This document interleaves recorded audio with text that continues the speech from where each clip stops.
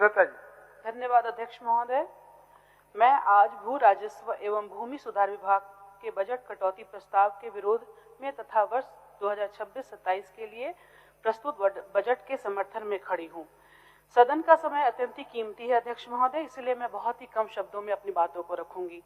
अध्यक्ष महोदय, वित्तीय वर्ष 25-26 में हमारे भू राजस्व विभाग में हुए अनेक महत्वपूर्ण सुधार और पहलों के लिए मैं लोकप्रिय मुख्यमंत्री श्री हेमंत सोरेन जी एवं भू राजस्व मंत्री श्री दीपक बिरुवा जी का हार्दिक आभार प्रकट करती हूं। उनके दूरदर्शी नेतृत्व, स्पष्ट दिशा निर्देश एवं निर्णय लेने की तीव्रता के कारण ही राज्य में राजस्व संग्रह, पारदर्शिता और प्रशासनिक दक्षता में अभूतपूर्व सुधार संभव हो पाया है। लगभग 99% गांवों को डिजिटलाइजेशन पूरा किया गया है। राजस्व संग्रह में वृद्धि पिछले साल 138 करोड़ से बढ़कर लगभग 813 करोड़ तक पहुंचा है। भूमि नामांतरण की औसत अवधि घटकर 60 दिन से सिर्फ 20 दिन में हुई है। लगभग 20 लाख लंबित म्यूटेशन मामलों में से डिजिटल हल के माध्यम से लगभग 50% मामलों का निष्पादन हुआ है। ई निबंधन से स्टाम्प और निबंधन से लगभग 5000 करोड़ का राजस्व प्राप्त हुआ है। पेशा कानून कार्यान्वयन से ग्राम सभाओं को बालू घाटों का राजस्व अधिकार दिया गया। 70% से अधिक ऑनलाइन लगान भुगतान से बिचौलियों का भी भूमिका लगभग समाप्त हो गया है। इन आंकड़ों से स्पष्ट है कि झारखंड में भू राजस्व सुधार देश में अग्रणी और तेजी से सुधारित प्रणाली के रूप में उभर रही है।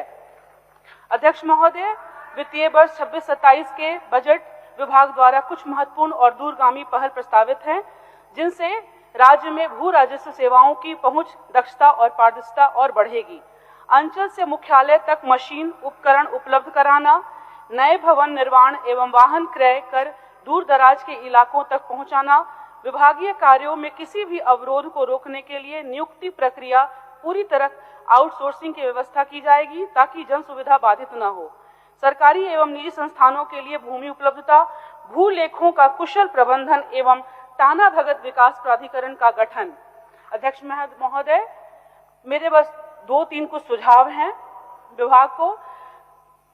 झारखंड राज्य में उद्योग और निवेश को बढ़ावा देने के नाम पर पूर्व की सरकार ने लैंड बैंक की अवधारणा लागू की, जिसके तहत बड़ी मात्रा में सरकारी भूमि को पोर्टल पर दर्ज किया गया, किंतु भूमि के प्रकृति और वास्तविक उपयोग का समुचित सत्यापन नहीं किया गया और सामुदायिक, ग्राम या रैयतों की उपयोग वाली भूमि बड़े उद्योगपति मित्रों को देने के उद्देश्य से शामिल कर दी गई, जो उनके अधिकारों का हनन और स्पष्ट रूप से एक प्रकार का पाप था। मेरा आपके माध्यम से माननीय मुख्यमंत्री जी और विभागीय मंत्री से आग्रह है कि उनके हर पापों को तो हम धो रहे हैं, क्यों ना इस पाप को भी धो दें। लैंड बैंक व्यवस्था को पूरी तरह समाप्त किया जाए, रैयतों को उनका वास्तविक अधिकार लौटाया जाए और यदि औद्योगिक दृष्टिकोण से भूमि निवेश के लिए चिन्हित करनी हो तो इसके लिए नई पारदर्शी और रैयत अधिकार संरक्षित भूमि प्रबंधन प्रणाली लागू करने पर विचार किया जाए।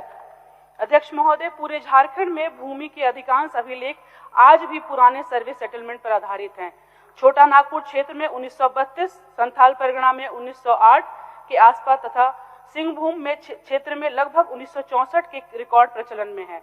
इतने पुराने अभिलेख होने के कारण जमीन के सीमांकन, म्यूटेशन और स्वामित्व के जुड़े विवाद लगातार उत्पन्न होते रहते हैं तथा सरकार को भी भूमि राजस्व में समुचित संग्रह में कठिनाई होती है। इसलिए मेरा सुझाव है कि भू राजस्व विभाग आधुनिक तकनीकी, डिजिटल मैपिंग और GIS आधारित प्रणाली के माध्यम से पूरे राज्य में चरणबद्ध तरीके से नया सर्वे सेटलमेंट अभियान चलाए, जिससे भूमि का सही रिकॉर्ड और अद्यतन खतियान तैयार हो सके। इससे राजस्व संग्रह सरल होगी। अध्यक्ष महोदय, पूरे झारखंड में बड़ी मात्रा में गैर मजरूआ खास भूमि उपलब्ध है, किंतु उचित सर्वे, सीमांकन और प्रबंधन के अभाव में कई स्थानों पर इस भूमि पर अनियोजित अतिक्रमण या अवैध उपयोग की स्थिति उत्पन्न हो जाती है। इससे एक और भूमि विवाद बढ़ते हैं और दूसरी ओर सरकार को संभावित राजस्व का नुकसान होता है।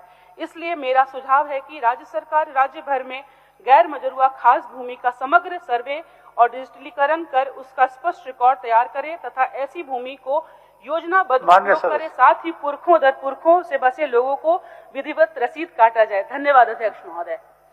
सरकार का उत्तर